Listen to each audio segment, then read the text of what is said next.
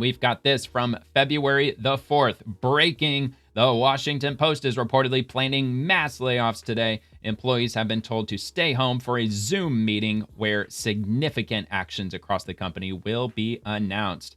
And this is the message that everybody at the Washington Post got. Meeting this morning. Dear all, we will be announcing some significant actions across the company today. We are asking everyone to stay at home this morning for a Zoom webinar at 8:30 a.m. Eastern Time to share details. We will be sending a detailed invite later this morning. Please make every effort to join. Thank you, Matt and Wayne. And just a couple of just stock images.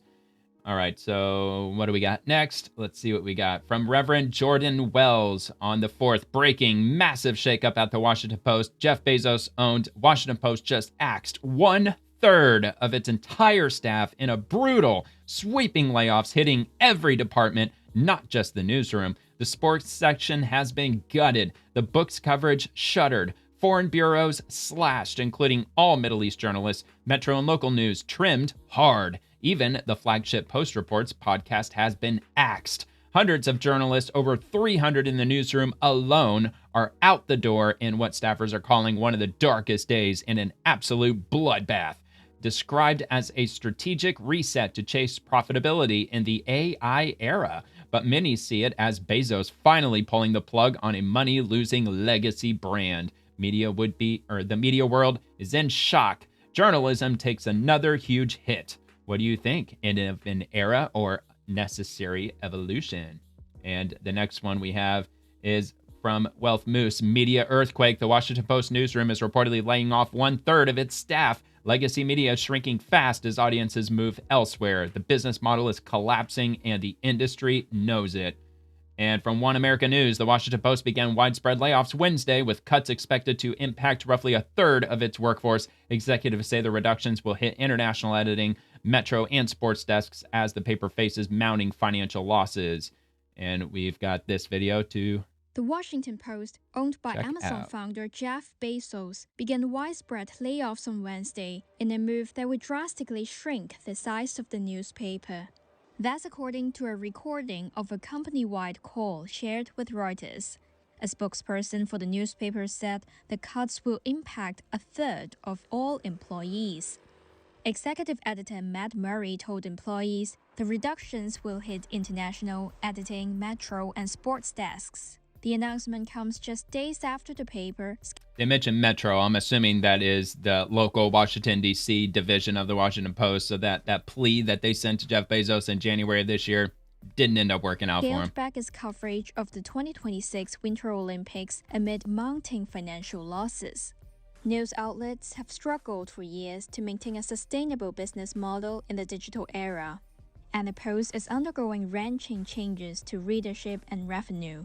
Last year, it made changes across several business functions and announced job cuts. Bezos, who bought the newspaper in 2013, had previously said he would preserve the Post's journalistic tradition, but has also warned that there would have to be change too. In recent years, the Post has clashed with some of its journalists. Reporters criticized Bezos after the newspaper decided not to endorse a candidate in the 2024 U.S. presidential election. More than 200,000 people canceled their digital subscriptions as a result. They write very untruthful stories. So I did it with the Washington Post. President Donald Trump was a critic of Bezos during his first term in office over what he called unfair coverage by the Post. But in March last year, he praised Bezos, saying he was doing a real job with the publication. Well, they certainly seem to have come around a long way. Robert Wallovan, he's got a couple of these that I dropped in here. So let's see, Washington, D.C., the Washington Post newspaper slashes staff by 1/3. You have heard the big breaking news from the Washington Post. The iconic newspaper has laid off about 1/3 of its workforce in one of the most extensive cuts, I should say, in its modern history. Those layoffs include eliminating the sports department, shutting down several international bureaus, dropping the book section, scaling back foreign coverage, and shrinking the Metro newspaper desk, which publication. covers D.C., Maryland, and Virginia. Like joining us now to talk more about this and the impact is Ben Brush, Vice President of Communications for the Washington Post Guild. Ben, thanks so much for being here. Thank you for having me. I want to start off by He just is way asking louder. you, what was your reaction to the scale of these mass layoffs at the Post? I don't know that one could ever be prepared for something of this magnitude. I think they were prepared. Shocked still. I guess a lack of imagination on my part, but it was Well, maybe not shocked, prepared, but they certainly knew I this think was we're all coming. left gutted. Yeah, we know the newsroom expected cuts for weeks. There were rumors of that. Staff warned leadership Yeah, that's about why they sent that plea the to him back in impact of January. this. Why do you believe Post management moved forward with this level of layoffs? I think again, a lack of imagination maybe on their parts. I don't know why we are.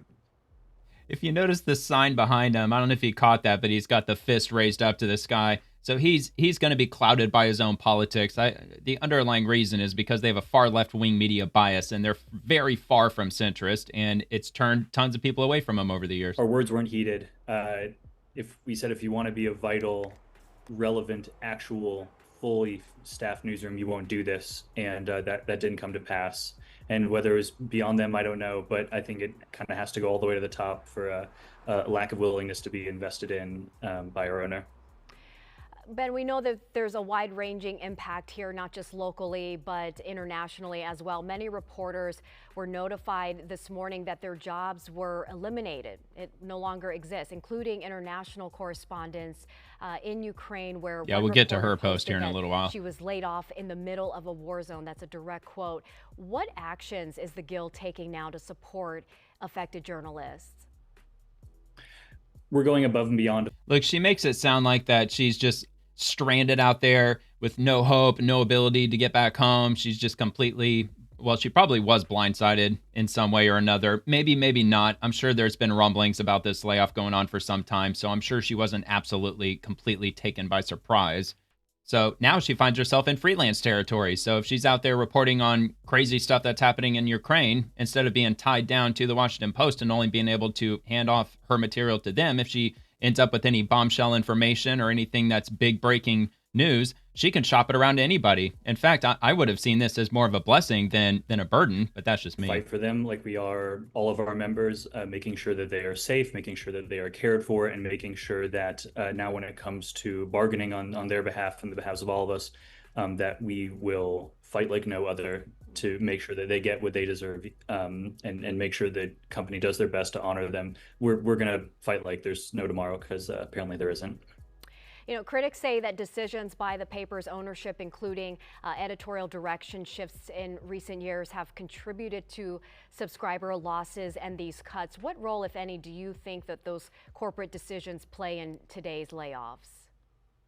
Yeah, I mean, the staff did not do this. I didn't ask anyone not to have an editorial board, not endorse for the presidential election.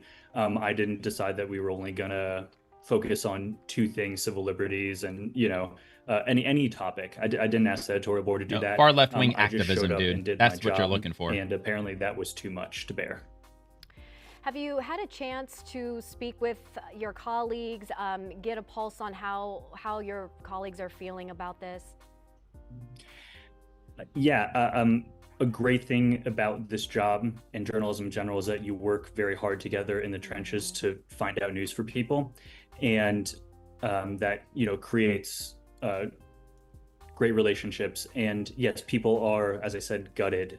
People are wondering what they do for their lives. Do I stay? Do I move? Do I, how do I go about planning my life from here on out? People are absolutely on their heels or in tears.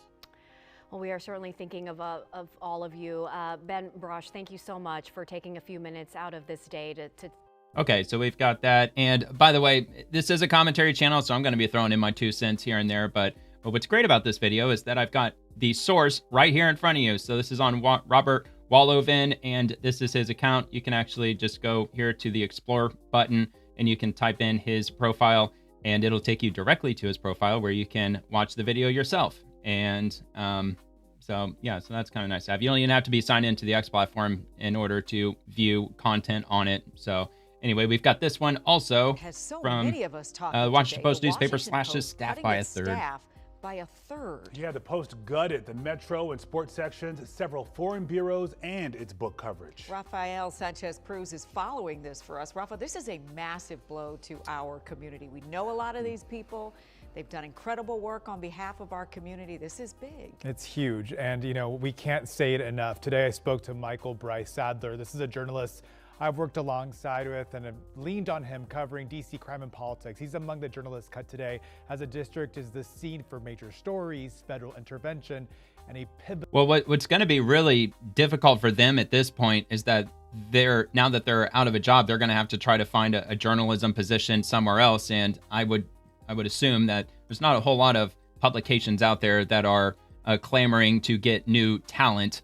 Although maybe there's some who are. But that's a lot of people to suddenly hit the unemployment line in the journalism field all at one time. And they're all colleagues, they're all coworkers, and they're going to unfortunately find themselves having to try to jump over each other to try to find new positions out there. Election cycle.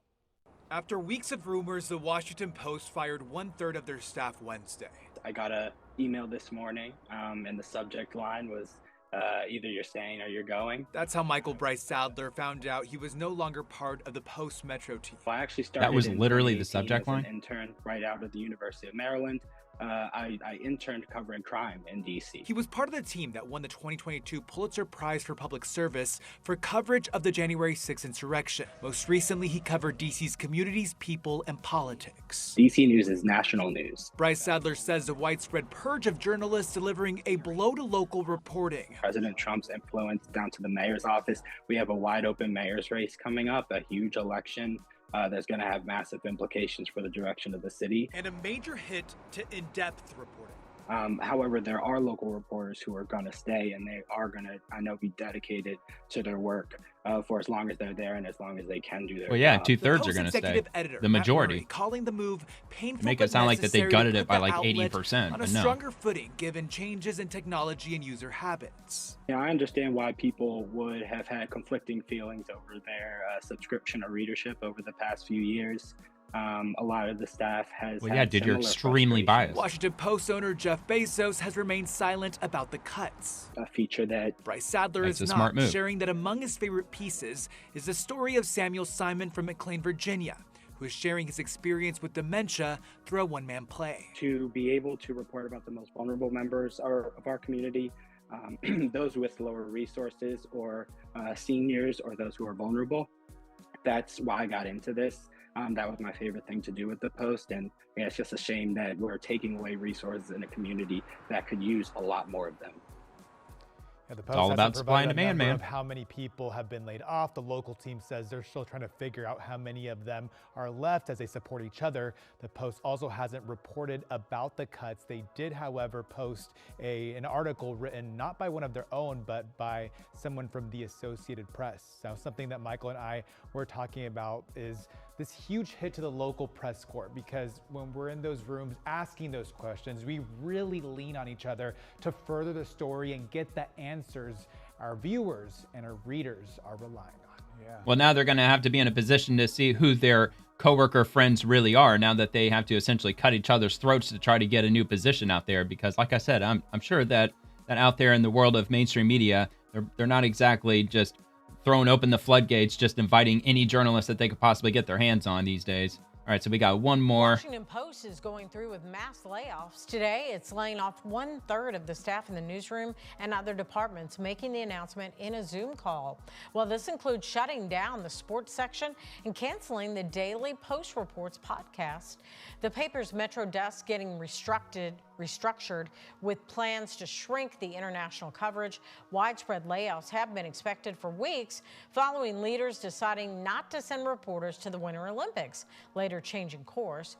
The uncertainty. Well, dude, President Trump, man, he's cutting peace deals after peace deals after peace deals. How many has he done now? He's up to like, what, 9 different peace deals?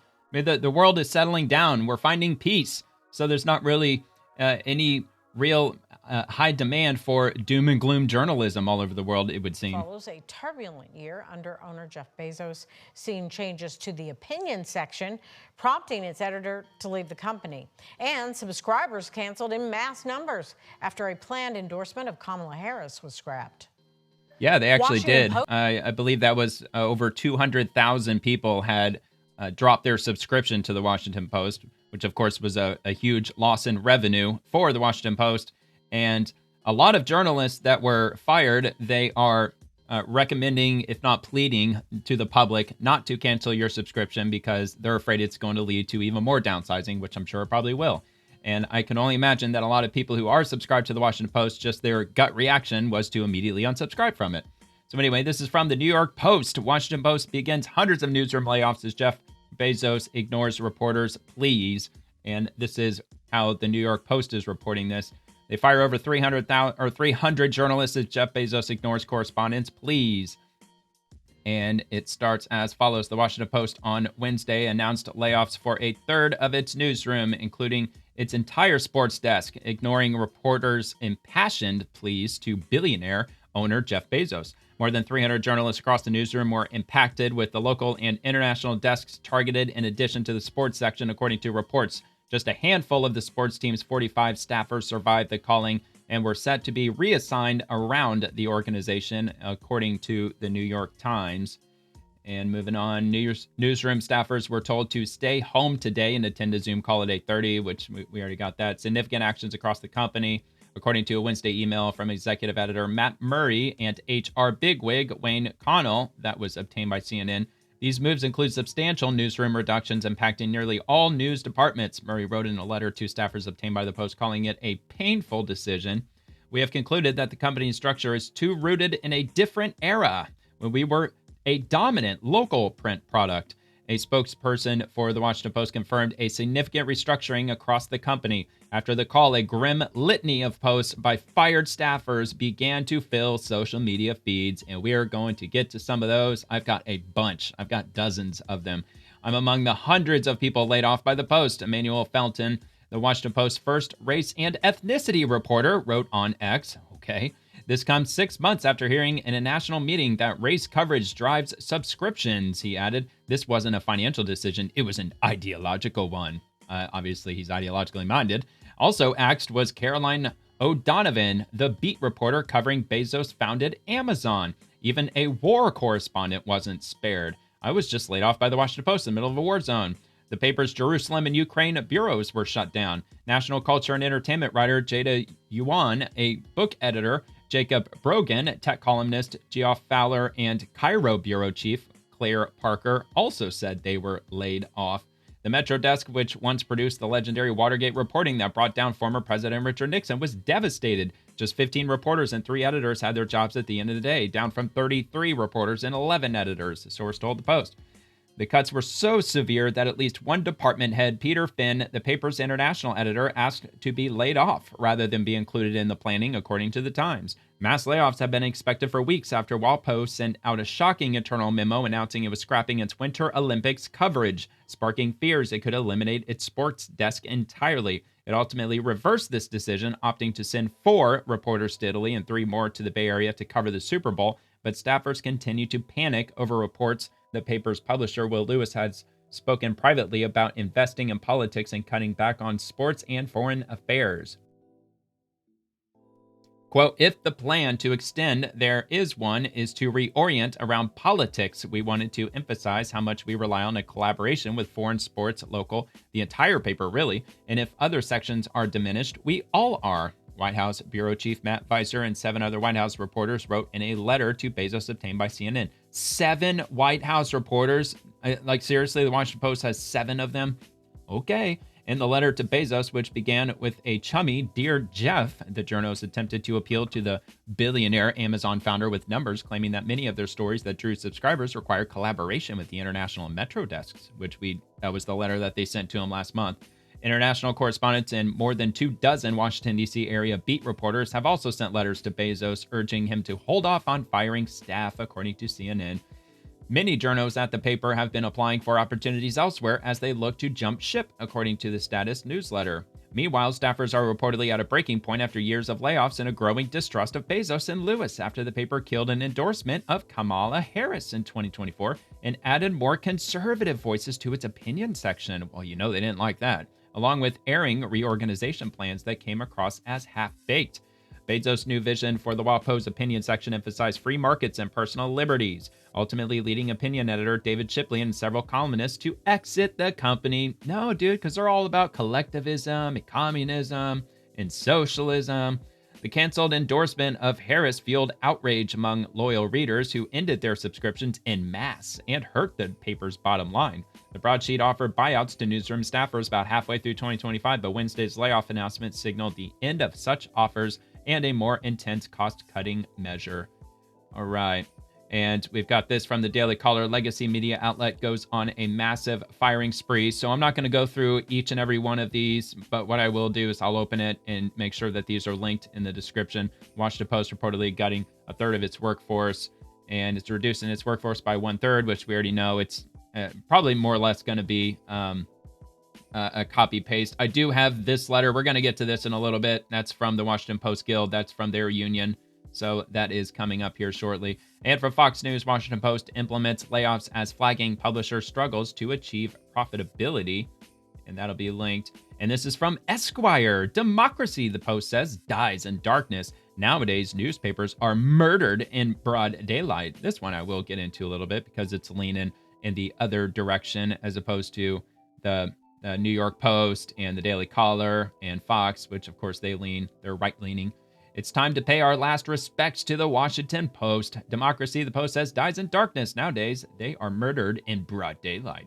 Congress shall make no law respecting freedom of the press, but keep an eye on evil dwarfs with lots of money, from The Guardian. Staffers at the Post have been on edge for weeks about the rumored cuts, which the publication would not confirm or deny. It's an absolute bloodbath, said one employee not authorized to speak publicly. So they spoke publicly, even though they were not authorized to speak publicly. During a morning meeting, announced the changes, editor-in-chief Matt Murray told employees that the Post was undergoing a strategic reset to better position the publication for the future, according to several employees who were on the call. The body count is over 300 employees, a third of the Post workforce. Its book section is gone. Its international reporting will wither and likely die. And as a point of personal privilege, the Post's legendary sports section will evaporate. In my daily sports writing days, there was no better or more talented crew to hang with at various events. I remember at the 1988 Olympics in Seoul, I decided one day to write a column on the water polo, of which I knew nothing. That's completely hilarious to me. All right, about 5 minutes later, I sat down. The late Ken Denlinger of the Post sat down next to me. So he said, what's going on in the game? How the hell do I know? Well, he said, okay, whatever. I don't want to get into all that. So ominously and vaguely, Murray said that the revamped Post will consist of efforts that will be focused on covering politics and government, and the paper will also prioritize coverage of nationals, news, and features topics like science, health, medicine, technology, climate, and business. The rub, of course, is that there's no evidence that the current management knows how to do any of this. It began, of course, with Jeff Bezos took a pot of his Amazon money and bought the Post. On Wednesday, one of the people laid off was the reporter who covered the Amazon beat. Bezos brought in as publisher a Brit named Will Lewis. Management tomfoolery, such as when Bezos made an 11th hour decision to pull an endorsement of Kamala Harris, a blunder that cost the paper an estimated 250,000 digital subscribers, ensued. And in a tough climate for daily newspapers, that came with a price that was paid on Wednesday. Democracy, the Post says, dies in darkness. Newspapers are murdered in broad daylight. All right, so again, that was from Esquire. And from Amber Duke, after a years-long hiatus, we brought back Unfit to Print in newsletter form, and now we're doing multiple monologues per week at the Daily Caller. On our first one on the Washington Post's mass layoffs is out now. So we'll take a look at this. Let's get the obvious out of the way. I know we're not supposed to celebrate or gloat when people get fired. No. Sometimes I just can't help myself. Rumblings of... Yeah, when it's the Washington Post, I mean, if you're into politics on a daily basis, this kind of rubs a different way. A major newsroom shakeup at the Washington Post spread across social media like wildfire. Not to say that they had it coming, but they kind of had it Staff coming. were told to stay home and participate in a dreaded 8:30 a.m. Zoom call. The writing was on the wall. A bunch of y'all are getting canned. And sure enough, 1 in 3 Washington Post employees was let go from the paper. As Trump once The said building's about safe the auto spaces were industry, all it was a overflowed. They were bloodbath. occupied. To be Everybody clear, was crying. I don't know that all of the cuts were editorially sound decision-making. Shuttering the sports desk, that's kind of a bummer. But then again, the sports section also had a full front page spread about competitive Excel spreadsheet making the week before the biggest sporting event in America. the Super Bowl. You might have heard of it. Well, look, I don't read the Washington Post, but I wouldn't be surprised if a sizable amount of their sports section focused on transgenders in sports and why it's absolutely necessary. The author of that piece was, I think, justifiably laid off. And the Post has been effectively lobbying to get the Redskins to change their name for over a decade. Yeah, and now that's we all have bullshit. to call them the Commanders and pretend not to cringe when. I remember when that first happened. Apparently, there was a poll that was conducted with Native Americans, and apparently the vast majority of them were pretty pissed off that they changed the name from the Redskins to whatever the hell the name is. I don't watch sports, so I don't even know what their name is We now. all say it. Throwing out a significant portion of the paper's Ukraine and Middle East coverage is maybe not wise, but it also could be that they were just really struggling. Well, they're to not the only compete ones covering with Ukraine. the New York Times or CNN's international desk. There you go. There's no question, though, that the Washington Post had become severely bloated and was losing way too much money to justify anything other than We not saw the just titles. trimming the fat, but chopping off Abortion huge lumps of it. correspondent. So when the cuts finally came, they weren't exactly shocking to anyone watching the numbers. But what made the layoffs really so satisfying was the generally unhinged reactions from various staffers across social media. Oh yeah, we're gonna get to that here in a little The bit. seething, the self-righteousness, Ugh. the narcissism. Oh yeah, it's hilarious. Spencer Nussbaum, who's a beat reporter covering can't the say it's not Washington satisfying. Nationals, who almost lost as much as the Washington Post this past season, by the way, described the cuts Ooh. as gutting for our readers. Quote, Oh, this no, is she's an spoiling it." incalculable loss for the region and sports journalism.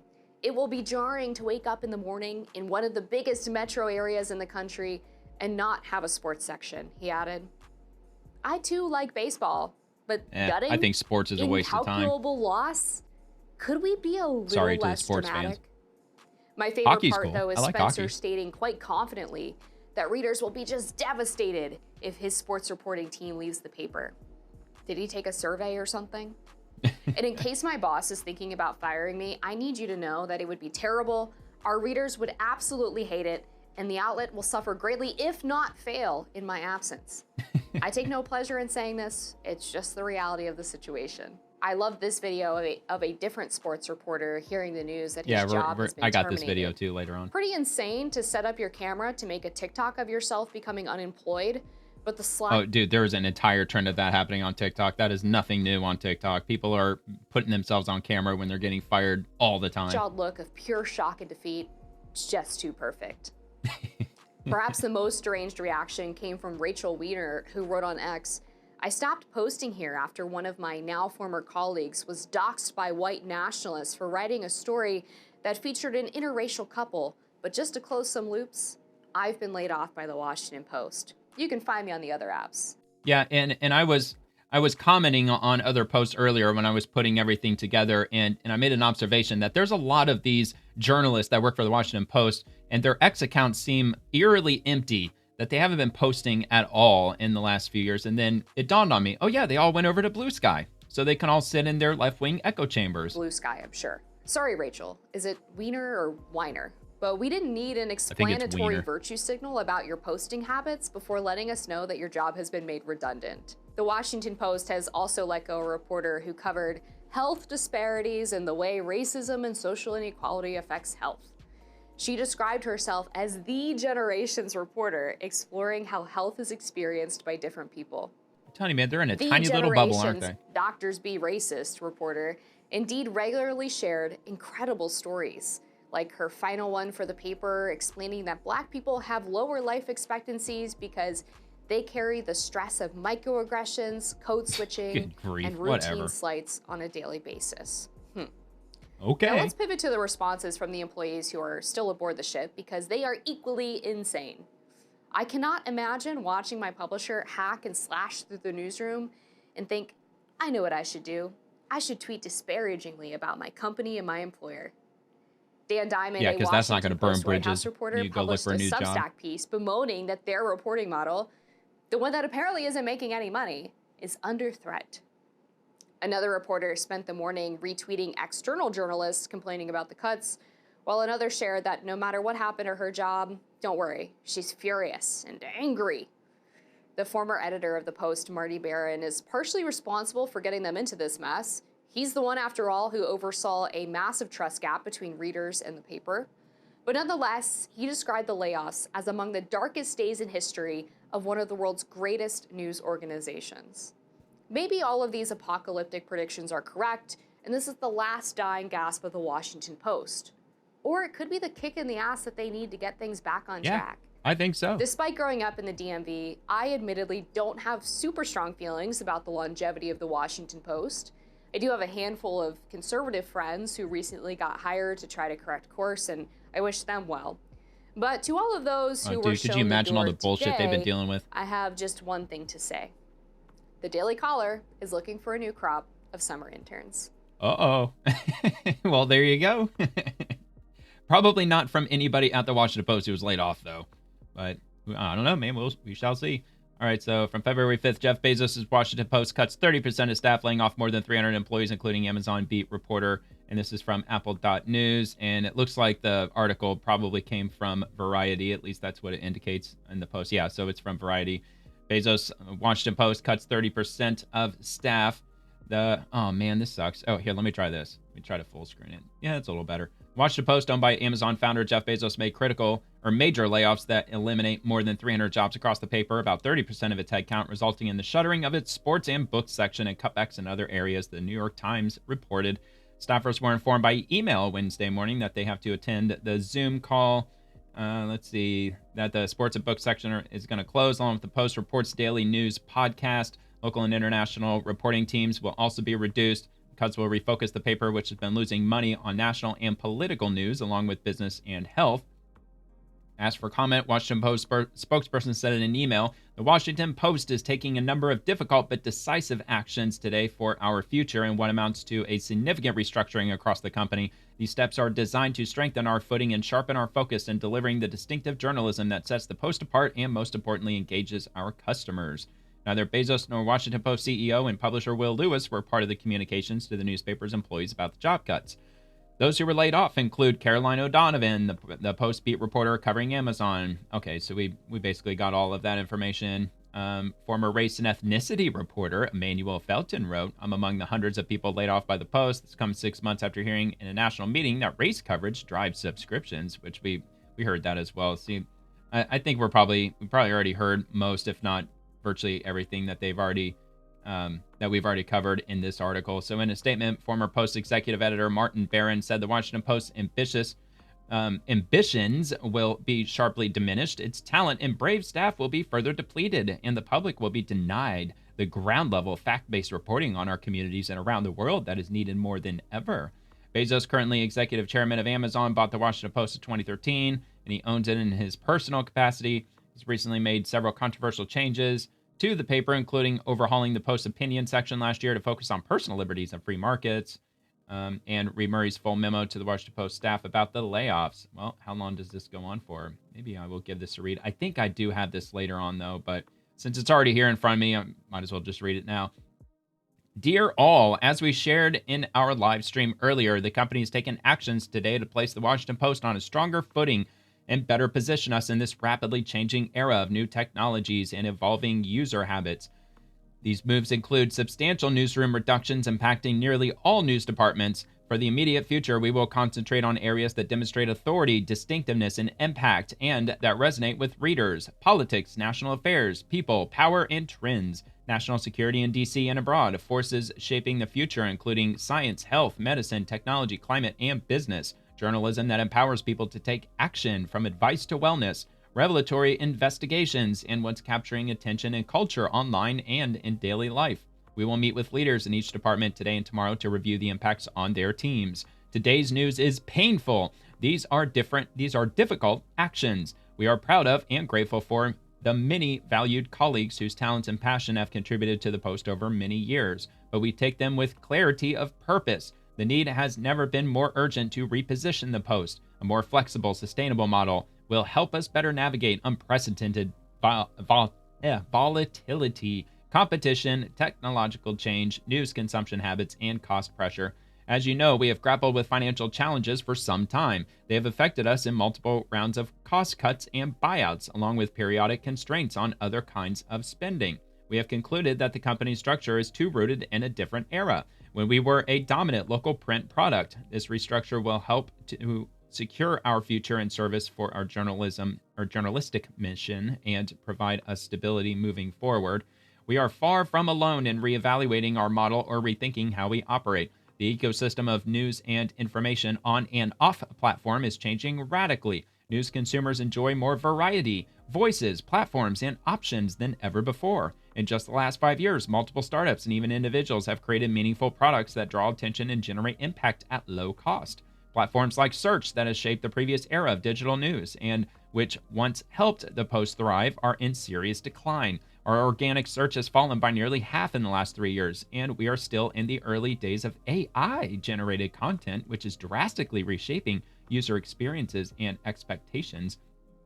Look, quick comment on this paragraph specifically. The Washington Post, every time that you go to read an article on the Washington Post, it's hidden behind a paywall. You have to pay to read literally everything on the Washington Post. So for the organic search to have fallen by half in the last 3 years, the simple reason is because when you click on an article, and I come across this all the time when I do my show Monday through Friday called The Swamp here on this channel, anytime I open up a Washington Post article, it's always paywalled. And the only reason why I still click on it is because sometimes I still forget, because there's tons of mainstream media outlets out there, and I try to remember everyone that is paywalled and isn't. But if you drop everything behind a paywall, then nobody's going to go to your website to read anything. So just saying, some food for thought. We are producing much great journalism, of which we can be proud of. As we discuss every day in the news meeting, some of our best work attracts readers and generates subscriptions and engagement. Unfortunately, some does not. Some areas, such as video, haven't kept up with changes in how consumers get news and information. Significantly, our daily story output has substantially fallen in the last 5 years. And even as we produce much excellent work, we are too often right from one perspective for one slice of the audience. Well, or a lot of the staff has just gotten lazy and entitled. With regard to being part of a union, they probably got up on their high horse and they said, well, I don't have to work 8 solid hours nonstop. I'm just going to work whenever I think I need to work. So, all right, anyway, if we are to thrive, not just endure, we must reinvent our journalism and our business model with renewed ambition. We already have taken important and, in some cases, long overdue steps toward reinvention, creating the print desk, transforming digital workflows, and embedding audience strategy editors in every department. Today's moves will put us in position to find and develop better ways to connect post-journalism to news consumers in the ways they want it. From this foundation, we aim to build on what is working and grow with discipline and intent, to experiment, to measure, and deepen what resonates with customers. We can't be everything to everyone, but we must be indispensable where we compete. That means continually asking why a story matters, who it serves, and how it gives people a clearer understanding of the world and an advantage in navigating it. Some of you have heard me ask how we can shrink the gap between some of what we create in our newsroom during the day and what we and our children, family, and friends consume at night. Today's actions are about addressing those questions forcefully to reinvent the Washington Post for this new era. The work is difficult, but it is essential. The Post is a necessary institution, and it must remain relevant.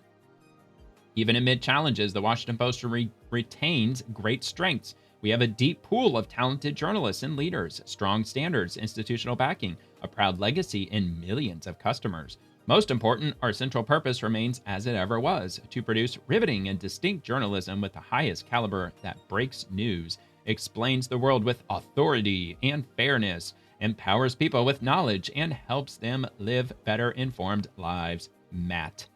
All right, that was long-winded. So honestly, I'm glad that I read that then, because I think it's possible I may have not had that linked later on. So anyway, we've also got this from the Open Daily. It is an absolute bloodbath. Washington Post lays off hundreds of workers. That's going to be on The Guardian. I'm going to skip this article, but this will be linked below in the description if you want to take a look at that also. And moving on to Benny Johnson. Breaking, the Washington Post fires 1/3 of its staff across all departments, not just the newsroom, in mass layoffs. The Trump curse is real. And of course, President Trump holding up the Washington Post. I remember this day when he did so. Trump acquitted, and it was no accident that he chose the Washington Post, because a lot of them have hardcore TDS in the Washington Post. Make Lansing great again. Fired Washington Post reporters protest outside the paper's offices like a mob of college social justice warriors. Idiots' communist propaganda got them fired. This is going to be on the Gateway Pundit. Fired Washington Post reporters protest outside paper's offices like a mob of college social justice warriors. As you are probably aware, the liberal Washington Post just laid off a third of their staff. Turns out their far-left business model was not sustainable. And I probably won't read all of this because I've got the videos. I've got quite a few of the protest videos that we'll check out.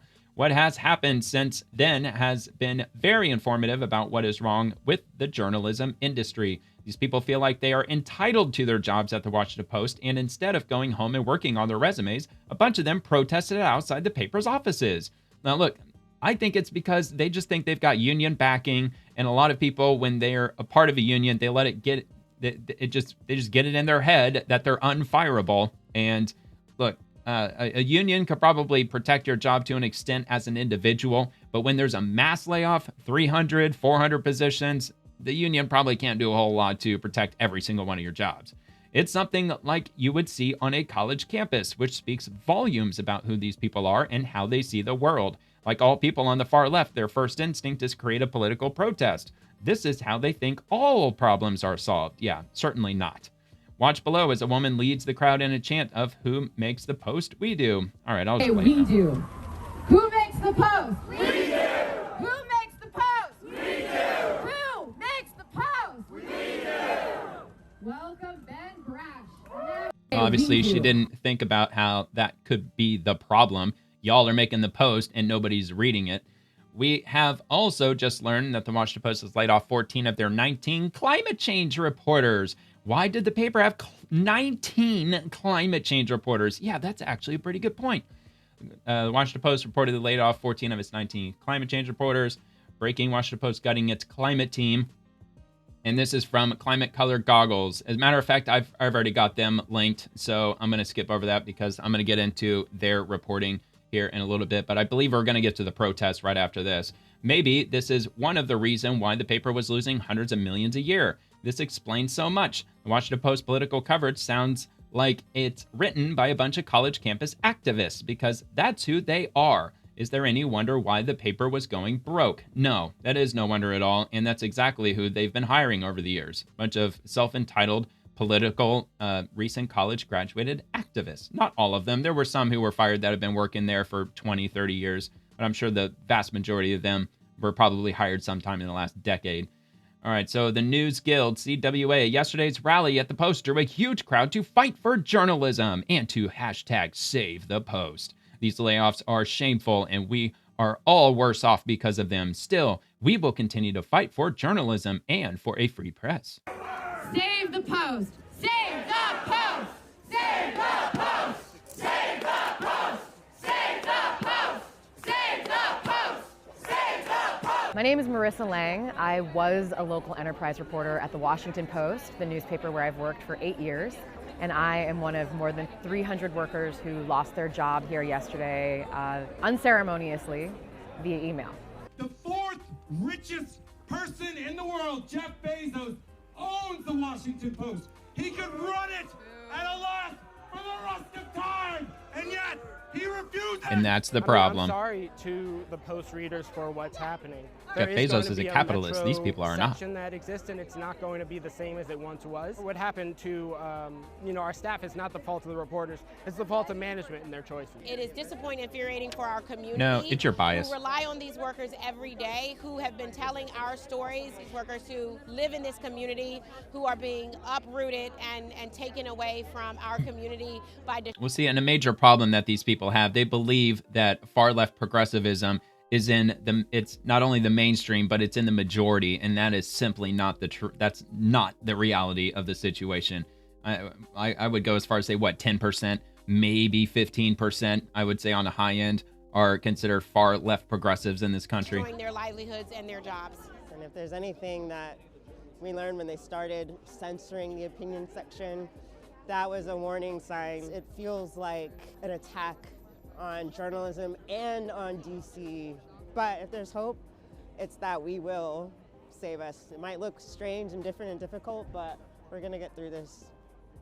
Yeah, whatever. You got to get over your personal bias and your activism and so on. So Ollie London, Washington Post reporters protest outside the newspaper's offices after losing their jobs during mass layoffs. Who makes the post? We do. So we already saw that, which was the reason why I didn't want to play it back there on the article, because I've got everything just laid out already. But anyway, we'll move on. From Bree Fram, here at the Washington Post headquarters after the mass firing of hundreds of journalists. We won't let democracy die in darkness. The Washington Post banner headline is Democracy Dies in Darkness. Yesterday, they dimmed their light, firing over 300 people. So we're here at the protest today to listen, to learn about the value of independent journalism, particularly for the D.C. area, for Northern Virginia.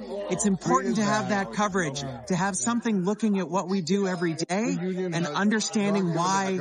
Yeah, okay, dude. They're running for Congress. That's the only reason that Bree Fram What's is there. going on around us impacts our lives in a way that goes beyond clickbait headlines. We need investigative journalism in so many ways. Look, I agree. We do need investigative journalism. We need a lot of investigative journalism, and a lot of it's been gutted over the years because it's just simply too expensive. I mean, a lot of stories that are chased can take months and months to put together for just one single exclusive that gets played on the 6 o'clock and 11 o'clock news, and they run it on the front page, and then it's over. And a lot of investigative journalism offices have been cleaned out because they're just not as profitable, at least not as profitable as they used to be. But I would love nothing more than to get that back. Back in the early days of Vice, if you ever seen Vice on YouTube, back when it was like 2010, 11, 12, 13, Vice was incredible. It was awesome. Their investigative journalism was top tier. It was very dramatic. It was very captivating. And then, of course, they just fell down the leftist rabbit hole and they never returned. But anyway. So here we get to learn and see what's next. Okay, whatever, dude. The only reason you're there is because you're running for Congress. All right, Derek Evans, Washington Post staffers melt down after layoffs, now claiming the paper can't survive because activist pet topics won't dominate coverage anymore. But we've already seen this clip. Hey, we do. Just to show you that we have. Who makes the post? We do. Okay, yeah, we got it. And from Reuters, protesters gathered outside the Washington Post headquarters after the storied newspaper announced layoffs affecting more than 300 employees, citing financial pressures and restructuring efforts. These layoffs are shameful. Shame! They're gonna start screaming shame now. Shame! The fourth too easy. richest person in the world, Jeff Bezos, owns the Washington Post. He could run it at a loss for the rest And he can do what he wants with it. And yet, he refuses. It's disappointing on he could just say, y'all are fired. The lack of communication we have from Will, the lack of communication we have from Jeff, and how they don't really seem to give a damn about this institution or the people that make it run. In every single way, they are cowards. Yeah. They are cowards who refuse to Notice show they're their all wearing their faces union's and look outfits us in the eyes or as their they ended t-shirts. our livelihoods. They are cowards who left incredible reporters stranded in Ukraine and threw away reporters who had laid their lives on the line for the paper. I know they don't feel shame, but they should. Yeah, see, it's all activism. As soon as they get laid off, like the previous post said, they ought to be desperately searching for positions and updating their resumes and getting on LinkedIn and wherever else that people are going on for employment these days. But no, they just figured if they just scream and protest, they'll eventually get what they want if they throw a big enough temper tantrum. And as far as the Guild, I mean, this is probably all that they're going to get out of their union, just leading protests. And maybe if they're lucky, they might negotiate some sort of a severance package, but probably not because they've already been laid off. Washington Post rally against widespread layoffs. The event has ended, but this is like 48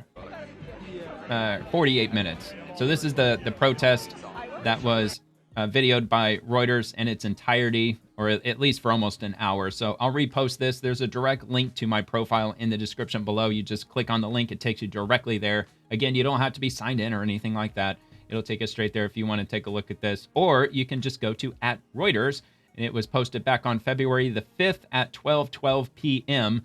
I'm sure Reuters, they probably post dozens of times a day, so you'll have to scroll down quite a way to get to it. But it's also there if you want to have a look at this in its entirety. I would play it, but this video would probably go on like 6 hours if I went through every single bit of every single thing. So, all right, so we'll move on to Wall Street Mav from February 4th. Breaking: the Washington Post, firing a third of all staff, follows 400 staff laid off in 2025. Reduced Winter Olympics coverage, cuts to sports and international, reduced location Metro News, and cuts to podcasts. they cannot compete with X, the #1 news app in 140 countries. And that is actually true. Arthur in California, the mass layoffs at the Washington Post are unfortunate, but then I remember articles like this and think it's for the best. Let's have a look at this. The Washington Post National Weekly, the racist legacy many birds carry. Birders grapple with complicated past linked to slavery, white supremacy on page 12. So yeah, that's some of the nonsense that they post on the Washington Post, or that they publish. And from Eric with 3 A's, very fine people, Washington Post. Steele dossier and Russiagate, Washington Post. The COVID origins, Washington Post. The Trump Georgia call, Washington Post. The Tulsi false hit piece, Washington Post. Hegseth's quote-unquote war crimes, Washington Post. Small layoffs for Washington Post is chump change. They've lost all credibility. And let me take a look and see when she put this up. December the 2nd of 2025. Fools! The same Washington Post journalist who wrote this fake news article went after Tulsi in July. Total hit job that failed. And it says, scoop in Trump administration's first strike on an alleged drug boat in September. Alleged. Hegseth ordered everyone be killed, prompting a second hit to finish off survivors in a mission led by SEAL Team 6. Government lawyers warned such acts may violate murder laws. Now, I remember a couple of months ago, Democrats were reeling about this. They were demanding answers, demanding the footage. They were demanding that we get to the bottom of this with investigations, holding oversight committee hearings. And then all of a sudden, I haven't heard a word of it. That's all they talked about for maybe 2 or 3 days, about how Pete Hegseth had these alleged drug traffickers killed with this second strike. And then all of a sudden, I haven't heard a single word on it ever since. It's almost as if the Democrats went behind closed doors to view the actual footage, as they were invited to do. And the footage revealed that, oh, yeah, we were completely wrong, which I'm sure they were.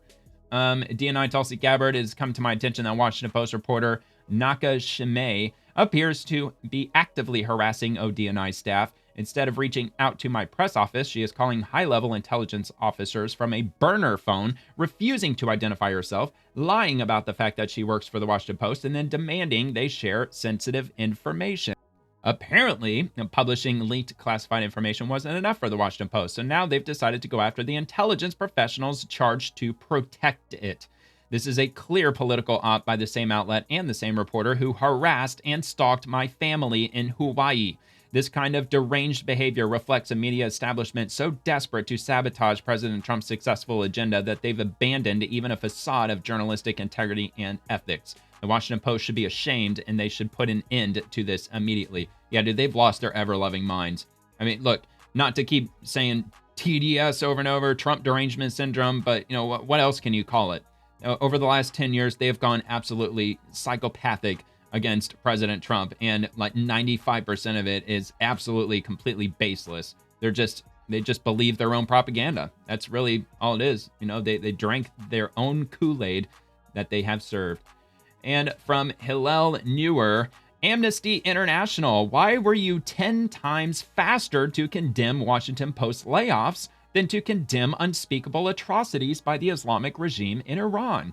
And that actually raises a good point. When it comes to the Washington Post layoffs, everybody was screaming about it in the mainstream news. But when it came to other important pieces of news that have happened in recent times, a lot of them are just simple crickets, especially when it comes to Iran. Like almost nobody talked about what was going on in Iran, that the Ayatollah had ordered 800 executions of protesters. And I think President Trump might have been the only person really talking about that. Amnesty International USA, the Washington Post layoffs come in a moment when press freedom is already under assault by the Trump administration, and journalists around the world face repression at the hands of their governments. With this massive cut to both international and local reporting, all of us, including policymakers in DC, will have access to fewer fact-checked investigations on the impacts of decisions made in Washington on human rights around the world. Yeah, okay, spare me. All right, let's go on to the next one from Alex, ALX. The Washington Post announced yesterday that they're firing a third of their staff, and X just announced 2 contestants giving away nearly $4 million to creators on their platform. Who do you think is winning? I think the answer to that is somewhat obvious. And Hans Manchke, can't pronounce it, so I'll just move on. I can't pretend to be unhappy about the mass layoffs at the Washington Post. Of course, not everyone there was bad, but this is an institution that willingly turned itself into a propaganda mill barely distinguishable from Soviet-style information control. And by the way, his bio, he's an author of Swiftboarding America, the definitive account of the greatest political crime in history. He's got 212,000 followers, so he's a pretty big account. What they did on December 9th of 2016 should never be forgotten. They began the day with a straightforward report that Obama had ordered an intelligence review that had just started. Within hours, using the exact same URL and without any knowledge of a change, they quietly rewrote not just the headline, but the entire story to declare that Putin had helped Trump win. That was not reporting, but complicity. While accusing Donald Trump of collusion, they were the ones engaged in it. Any honest reporter would have pushed back immediately against their intelligence handler, asking how a review that had only just begun could barely have a final outcome. A real journalist would then have reported the obvious follow-on story the next day, that elements within the U.S. government were attempting to preempt the review in order to smear an incoming president. The Washington Post did the opposite. They served the narrative they were handed and helped launder a false claim into public fact. So yes, good riddance. And that's why I find it hilarious that they won a Pulitzer Prize for January 6th. I mean, it's like you just cannot make this up. All right, let's head on to the next one. Jerry Curlin, this trucking company just laid off 98 employees, 100% of its workforce. That's almost a third of those laid off at the Washington Post. These layoffs will garner 0.0000001% as much attention as those at the newspaper. And sadly, he is 100% correct. Music City Delivery closes Middle Tennessee's third mass layoff of 2026. And from David Marcus, I never celebrate people getting laid off, but it's telling that the Washington Post is firing a third of its staff while the New York Post is launching a new California edition, which they are, and they have. It turns out that telling the truth pays off, and 100% have. They're called the California Post. Matter of fact, the California Post is so new, they just started printing their daily publication just about 2 weeks ago. It was at the end of January, near the end of January, when they started publishing their daily tabloid. I guess that'd be one way to put it. So the California Post, it's a conservative daily tabloid newspaper launched on January 26th of 2026 as the West Coast counterpart to the New York Post. And they don't even have a website up yet. They're working on it. They're going to get a website up. I actually checked to see if they're going to be offering their paper nationwide. It's not going to be placed nationwide like the New York Post is, but apparently in the future they will offer a mail-in option, but you're not going to get it for like 3 or 4 days after the paper was printed. So it's kind of pointless. But they do have the California Post on X, which actually was joined in July of last year. So the New York Post, they've been working on this for a while, at least going back before July of 2025. And so they've got the New York Post linked and also subscribe.californiapost.com. Okay, so they might, looks like they might actually have one now. So yeah, it looks like it's still on the New York Post header, but it says discover the value and convenience of home delivery. And I'll check mine and see. I don't think, oh yeah, okay. Looks like they will deliver it. Last time I checked, not that I'm going to subscribe to it or anything. I was just out of curiosity. I was wondering if they expected the California Post to be as big as the New York Post in the years to come. But as of right now, they're catering primarily to Los Angeles. They're putting the California Post in gas stations, grocery stores, newsstands in just the LA area. And apparently if it does well, they might start branching it out from there. But it's primarily focusing on California news. But yeah, I mean, that he raises a good point that while the Washington Post, they're laying off a third of their staff. You've got the New York Post, who leans more conservative. They're launching an entirely new edition, like an entirely new branch of the New York Post. I don't know if it's going to double the New York Post, being the California Post. I don't know if it's going to get as big as the New York Post. Probably take a hell of a long time to, but still, I mean, that raises a very valid point that, not that any of these people who are getting fired from the Washington Post are probably going to find a job there. I mean, maybe they'll try to apply for it. However, their politics don't align. So therefore, they probably won't have a whole lot of luck getting hired on at the California Post. And from Steve Milloy, they're going to need more climate hoaxers. 14 Washington Post climate reporters fired amid mass firing, reports a former Los Angeles Times climate reporter. So this is the climate color goggles article. Remember just a little bit ago when I skipped over that section of that last article? This is the reason, because I already had the full article right here. So this is on climate colored goggles. Let me get that out of the way. All right, so the Washington Post produced some of America's finest climate journalism over the last decade, aggressively covering President Trump's regulatory rollbacks and winning a Pulitzer Prize for a series about Earth's fastest warming places. Alongside the New York Times and Associated Press, I don't think any U.S. news outlet published a greater volume of urgent, high-quality climate and clean energy coverage. Everything changed on Wednesday morning. The Post sent layoff notices to at least 14 climate journalists, newsroom sources told me, part of a massive round of cost-cutting that will see more than 300 journalists lose their jobs, about 30% of all employees at Jeff Bezos' Washington Post.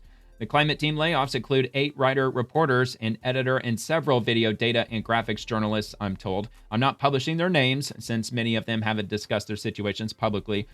But to see the invaluable work they and their colleagues have been doing, check out the Post climate page here. Let's have a look, shall we? And let's see what they've got on here. So the climate section, good news, we've saved the bees. Bad news, we saved the wrong ones. Honeybees have never been in danger of extinction, but scientists are finding that they can accelerate the demise of native bee populations. And look, fair point, or to be fair, the honeybee situation is a bad situation, and not throwing any flack at them for reporting on that specifically. It's been an unusually harsh winter, maps show. When will that end? Well, I don't know. I thought this whole global warming thing, I thought we weren't supposed to have harsh winters anymore, Washington Post. What science says we've been getting wrong about exercise. And anyway, I mean, we get the idea. I'll have this link below if you want to have a look at that. And let's get back to this. The climate team layoffs. Okay, so we already got that. After the layoffs, the Post will have 5 writers, reporters left on its climate desk by my sources count, and possibly a few other journalists. That's a far cry from the sweeping vision that then executive director Sally Busby unveiled in 2022 when she announced a major expansion of the outlet's climate coverage. She said the Post has long been a leader in covering the climate and environment and would nearly triple the size of its climate team to more than 30 journalists. Look, obviously they didn't get the memo that Americans, they're just done with being badgered just constantly about climate change and information that turns out to either be misinformation or isn't adequately or accurately reporting the facts. You know, how they keep saying, 12 more years, it's run away, 12 more years, and they just keep pushing the goalposts back year after year after year. You know, like, for instance, when I was growing up, I graduated high school in 2003, and I remember going through high school, they kept saying Florida is going to be underwater by the year 2100. And I actually moved to the state of Florida back in 2005. So it's been over 20 years since I've lived here, and I've lived about a mile from the beach the entire time. It's a very narrow strip of beach that I live by. It's called Indian Shores, and that little narrow strip of beach, and over the last 20 years, we haven't lost an inch of sand. And I've been paying attention to that because that kind of freaked me out back when I was in high school about, well, okay, so Florida's going to be underwater by 2100, or at least like several miles of it. I guess if you want to, give them any validity to the nonsense that they've been spouting about that. But you would think that the barrier islands would have been well gone over the last 20 years, but nope, we haven't lost anything over the last 20 years. I mean, a matter of fact, we had a couple of bad hurricanes in 2024, including Hurricane Helene, which brought the worst storm surge in 80 years, and even that wasn't enough to wipe out our beaches. So, spare me on the whole, like, ocean levels rising and Florida's going to be underwater. Okay, look, maybe in 10,000 years, yeah, Florida will probably be underwater. I'm not saying that the ocean levels aren't rising. I'm just saying that they're rising at probably 0.0001% of the rate that they claim that it's rising. So anyway, no story is more global than climate, and we are placing reporters across the country and the world to capture it as it unfolds. At the same time, we are reimagining climate journalism to be more visual and accessible, bringing on trusted voices and some of the world's best visual journalists to tell stories in intimate, visceral ways that we hope will both inform and empower you, she wrote. Will the Post try to maintain that commitment even with a vastly diminished staff? I don't know. A spokesperson didn't immediately respond for comment.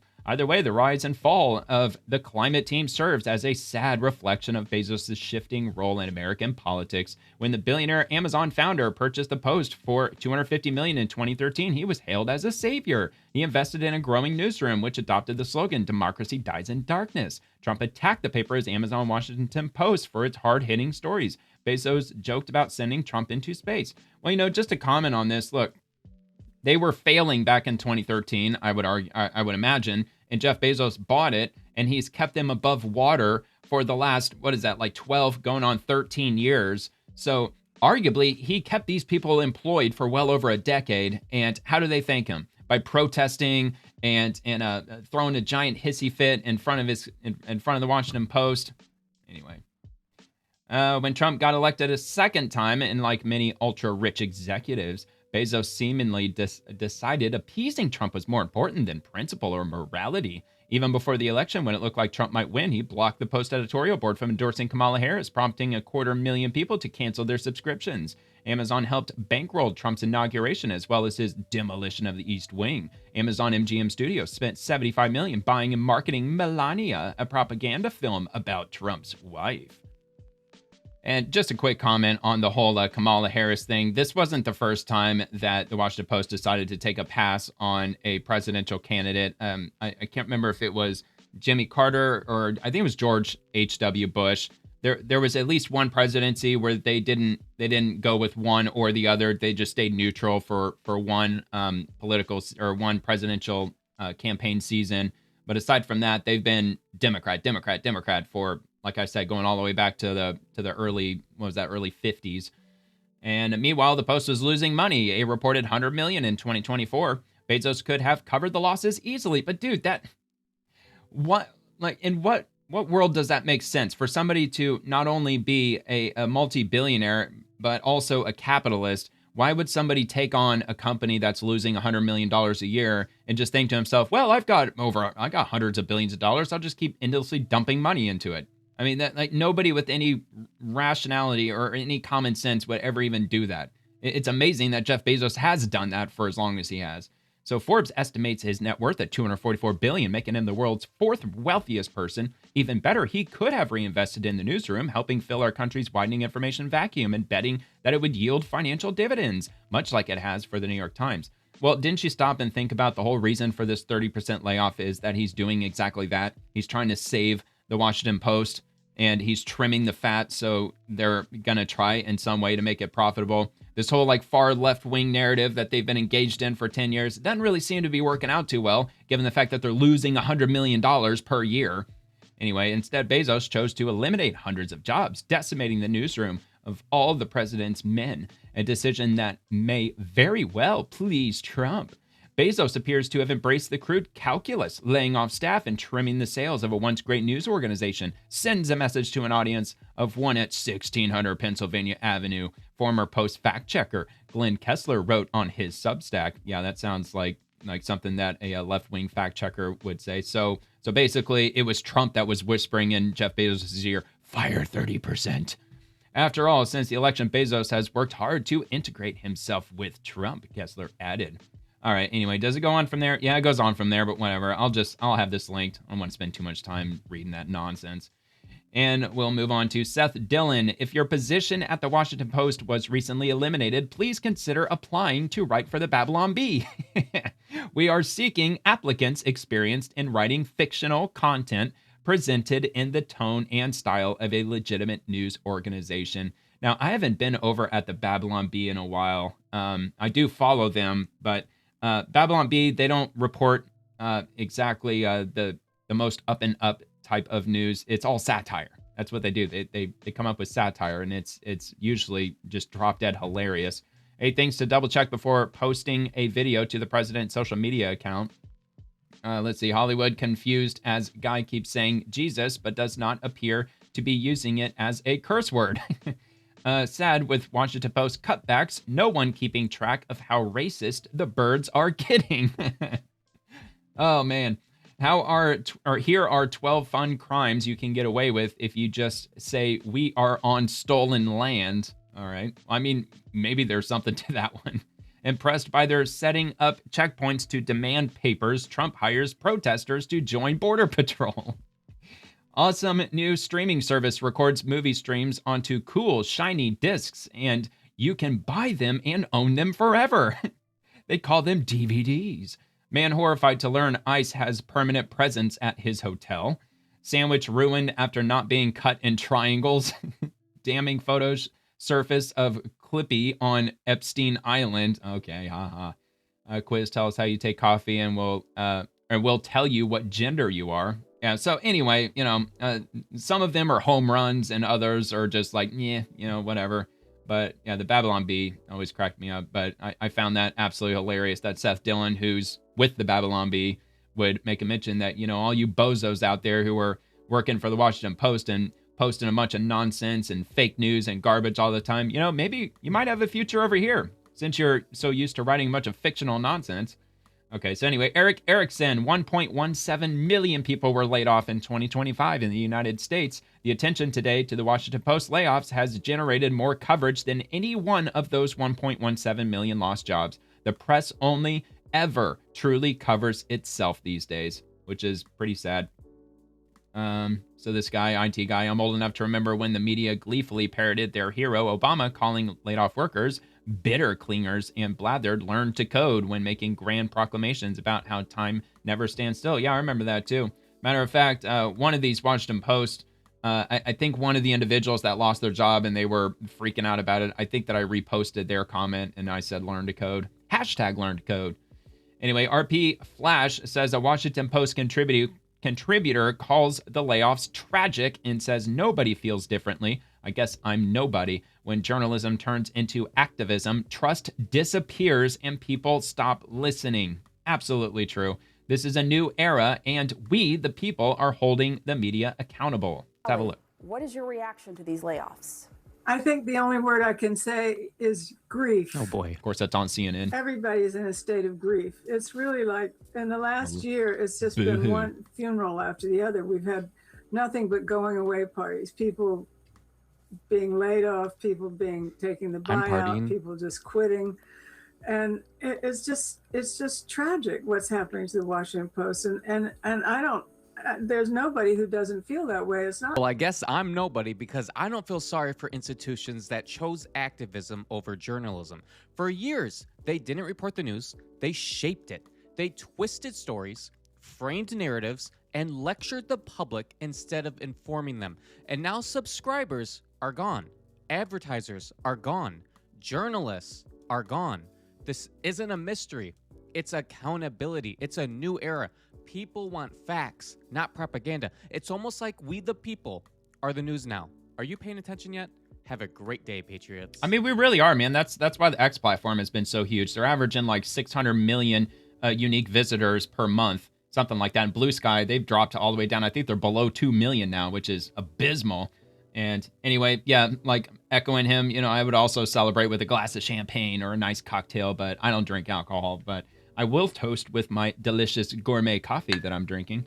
But anyway, all right, so let's move on to the next. Mark Hemingway, over the last decade at the Washington Post, a number of major corrections and journalistic scandals. Major intra-newsroom drama with reporters threatening to sue the paper. Yeah, that's not good. Declining circulation and losing lots of money. Stop acting like the layoffs are shocking. And yeah, that's the hilarious thing about it. Like back when Jeff Bezos purchased it, I believe they were losing money back then when he decided to buy them up, thinking that maybe he could turn them around. So like I said, he kept them afloat for years, and they should be thanking him for giving them all those years of continued employment. And from Batty Kuao, cartoon on Washington Post, mass layoffs. Washington Post being, ripped to shreds by Amazon. Yeah, okay. Anyway, Steve Guest revealed the Washington Post had 13 reporters and editors on the climate change beat. 13. Included in the layoffs were at least 13 reporters and editors covering climate and the environment, according to a source familiar with the cuts. A lot fewer climate reporters at the Washington Post. The Drain is a weekly roundup of environmental and climate news from Legal Planet. I don't know if he actually linked anything. If he did, I'll just link it in the description. And he did on legalplanet.org. Let me just have a look at the headline. So yeah, a lot fewer climate reporters at the Washington Post. Not sure which way that this website leans, left or right. Legal Planet, I don't know. I maybe to the left, but honestly, I don't know. I would just be flipping a coin. Interesting Times. Here are 25 of their recent climate hysteria articles. These people all should have been fired a decade ago. So let's have a look at some of these. Oh man, this is great. So it's ranging from what looks like 2018 all the way up to 2024, 2025. There's a recent one there. Yeah, so look at this bottom one. If we don't act now, billions will die.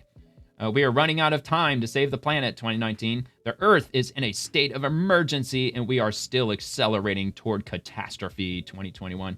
You know what I find hilarious about that specifically in 2021? I remember when COVID first broke out and everybody was on lockdown in 2020. I don't know who wrote the article, but somebody wrote an article about Venice, Italy, and how crystal clear the water was because there was no traffic out on the waterways across Venice, and they shared pictures, and it was gorgeous. Crystal clear water. It was like the Caribbean because the water wasn't just being, dredged up by all the passing boats and motorists and all of that. And I also distinctly remember another climate-related article during that period in 2020 where they were saying that the world is healing because people are just not out and about. Anyway, so it's already too late to stop climate change's worst effects. Okay, then why are you still desperately trying to get people to drive EVs and stop using their air conditioning and heating, getting people to embrace solar power units for their house, which almost never pays for itself, even though they want you to believe that it does when it doesn't, because the battery packs cost tens of thousands of dollars, which have to be replaced after about 15 years, because we all know batteries lose their charge over a period of time. Anyway, humanity is on the verge of an irreversible tipping point. The climate crisis is now a planetary emergency. So anyway, we get the idea. I mean, it's just all a bunch of just, rage bait, trying to, just convince people to be deathly afraid of their own existence.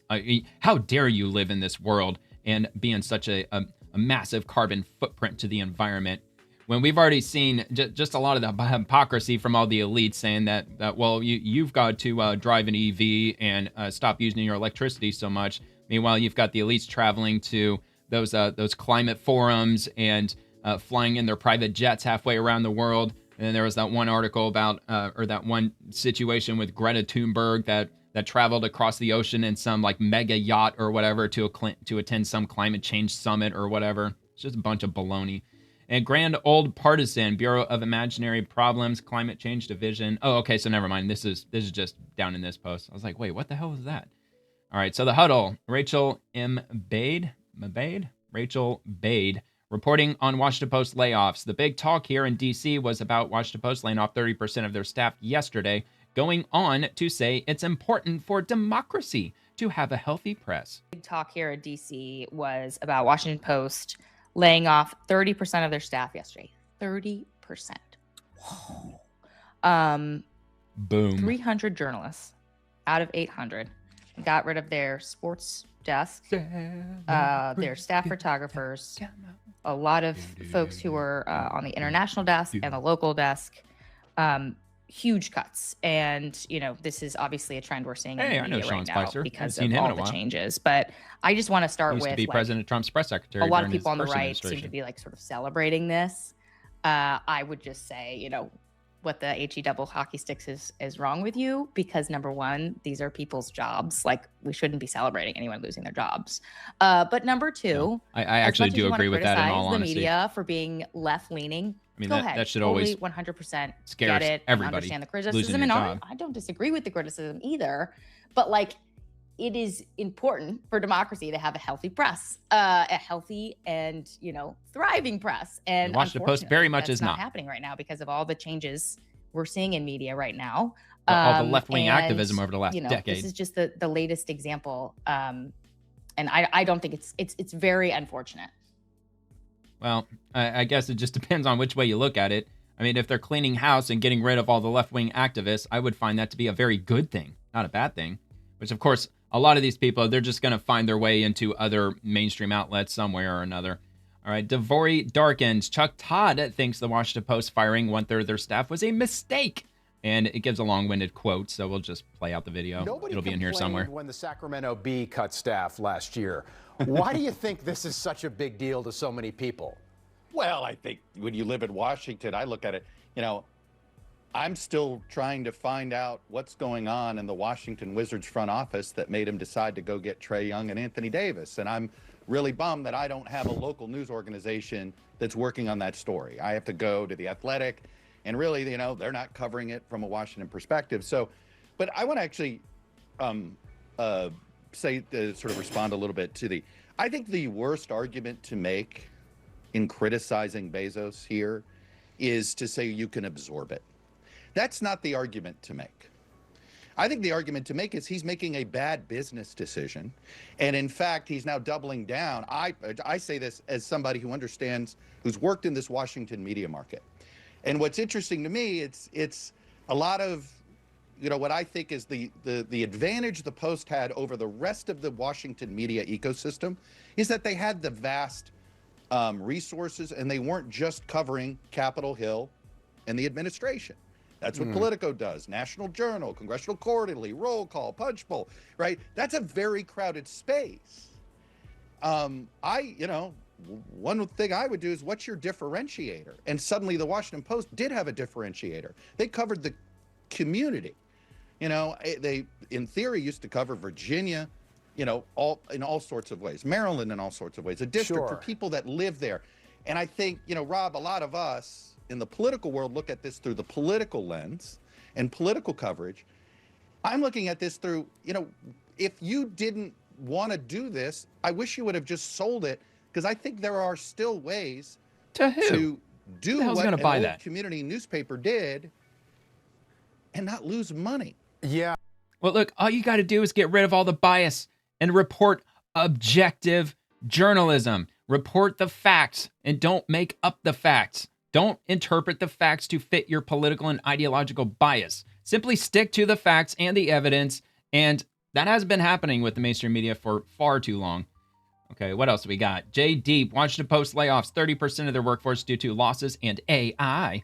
Someone doing their job in the middle of a war zone was let go. Your company can never be your family or your whole life. And we will be getting to this in a little bit. I have her original post, which we'll check out once we get into the individual posts by those who were laid off. And Chris Martz, canceling your Washington Post subscriptions could actually cause more mass layoffs, which, yeah, that would seem to make sense now, wouldn't it? Your impulsive outrage isn't sending the message you think it's sending. And Mark Zuckerman, not sure who this is, or do I? I don't think I do. I didn't invent Facebook. Oh, he covers the Washington Nationals. That's why I never heard of him, because I don't watch sports. The Washington Post, we've canceled your subscription. So yeah, that's going to be the gut reaction by a lot of left-wingers out there as soon as they hear about the layoffs, and that those who were laid off at the Washington Post are out front protesting. They're just going to have an immediate gut reaction. Canceled, cancel it, because they're all about that cancel culture. All right, Andrew McGregor Marshall, just canceled my Washington Post subscription after the firing of almost all its foreign correspondents, many of whom I know, have worked with, and admire. It was because of their journalism that I subscribed. No point now. Democracy indeed dies in darkness. This debacle is mainly the fault of Jeff Bezos, of course, but the hatchet man was washed-up former UK tabloid editor Will Lewis, who was clearly not competent. Thinking of all my friends and journalistic colleagues at the Post today, you are all superstars and will go on to do better things. And your support helps us deliver exclusive in-depth reporting. Thank you for helping and support coverage you won't find anywhere else. Browse on, blah, blah, blah. All right. Canceling will end your access on February 16th unless you're on a free trial. Then it will end today. So, obviously he's just doing that for attention. Hey, look at me. I canceled it. Give me attention. Which he didn't really get. He only got 23 likes out of that. All right, Washington Free Beacon. Tensions are high at the Washington Post. By the way, this was back on January the 28th, so this was before they found out that they were laid off. Tensions are high at the Washington Post, where the outlet's desperate journalists are reportedly considering asking celebrities like Tom Hanks and Meryl Streep to pressure owner Jeff Bezos to cancel impending layoffs. So they obviously knew that this was coming. And instead of just looking around to see what they can find in terms of employment before their layoffs, they, I guess, decided to sit on their hands. Hanks previously recorded a Super Bowl advertisement promoting the newspaper under the recently sidelined Democracy Dies in Darkness banner. When we go off to war, when we exercise our rights, when we soar to our greatest heights, when we mourn and pray, when our neighbors are at risk, when our nation is threatened, there's someone to gather the facts, to bring you the story. The facts, and then spin them to what they want the facts. The cost. Not all the time, but too often. Because knowing empowers us. Knowing helps us decide. Knowing keeps us free. Well, and frankly, Jeff Bezos probably could have come out and like, look, Tom Hanks, if you want to buy it, you can buy it. I'll sell it to you for X, $1 billion or whatever the amount that he would want to sell it for. But that's not what he wanted. He wanted to restructure it because apparently Jeff Bezos thinks that it can still be profitable. Alexander C. Kaufman, blistering take on the Washington Post layoffs from former editor-in-chief Marty Baron. And he's got a quote here, so I'll just read it from his post from Martin Baron, executive editor, retired at the Washington Post. This ranks among the darkest days in the history of one of the world's greatest news organizations. The Washington Post's ambitions will be sharply diminished. Its talented and brave staff will be further depleted, and the public will be denied the ground-level, fact-based reporting in our communities and around the world that is needed more than ever. Of course, there were acute business problems that had to be addressed. No one can deny that. This is a period of head-spinning change in media consumption. The response to that is necessarily difficult and severely disruptive. Radical innovation is required. The Post's challenges, however, were made infinitely worse by ill-conceived decisions that came from the very top, from a gutless order to kill a presidential endorsement 11 days before the 2024 election, to a remake of the editorial page that now stands out only for its moral infirmity. Loyal leaders, livid as they saw owner Jeff Bezos betraying the values he was supposed to uphold, fled the Post. In truth, they were driven away by the hundreds of thousands. The owner, in a note to readers, wrote that he aimed to boost trust in the Post. The effect was something else entirely. Subscribers lost trust in his stewardship and, notwithstanding the newsroom's stellar journalism, the Post overall. Similarly, many leading journalists at the Post lost confidence in Bezos and jumped to other news organizations. They also, in effect, were driven away. Bezos' sickening efforts to curry favor with President Trump have left an especially ugly stain of their own. This is a case study in near instant self-inflicted brand destruction. Many superior journalists will remain at the Post delivering important work. I expect they will continue to hold the power to account as they have done spectacularly well for decades. They deserve the support of all who believe in quality journalism. I remain personally grateful for Jeff Bezos' steadfast support and confidence during my 8+ years as the Post executive director. Well, at least he gets that point. At least he understands that Jeff Bezos kept him employed for a period of time. During that time, he came under brutal pressure from Trump, and yet he spoke forcefully and eloquently of a free press and the Post mission, demonstrating his commitment in concrete terms. Look, dude, Trump was putting pressure on all the mainstream news because they were constantly throwing fake news out everywhere, left, right, and center. He often declared that the Post's success would be among the proudest achievements of his life. I wish I detected the same spirit today. There is no sign of it. Like many others, I'd like to hear the owner and the publisher he appointed articulate a contemporary vision that offers the prospect of financial stability and growth, demonstrates imagination and creativity, honors the heritage of the Post, shows appreciation for its remarkable staff, and signals a firm sense of purpose. It is years overdue. And Catherine Boyle, I left. Oh, okay. So I think we're gonna get to the. Okay, no, not yet. All right. So she wasn't just laid off. She left the Washington Post 12 years ago. But I think we're getting closer to the individuals who were laid off. I left the Washington Post 12 years ago. An editor told me Jeff Bezos would gut the paper and I wouldn't have a job very long. The motto when I left before they changed it to Democracy Dies in Darkness was for and about Washington. They changed it to communicate the diminished ambitions of a once grand paper. Anything that didn't directly impact the Bethesda or Fairfax reader had already been cut. The newsroom had dwindled to 600 or 700 reporters after many buyouts. The Graham family strategy was to become a local paper free from the cost of international bureaus and expensive teams. Marty Barron was brought on to execute this local strategy. We called it managed decline, before the surprise Bezos purchase changed everything. Bezos did the opposite of what the newsroom assumed he would do. He poured obscene amounts of money into a cash incinerator. He gave the Post a fancy new building. He subsidized every section of the paper, even the ones with no readers. He expanded international. He financed experiments in video and podcasting. He gave the newsroom a blank check for over a decade. Rather than pursuing a strategy based in reality, the Post newsroom became very accustomed to a billionaire patron giving them everything they wanted in perpetuity.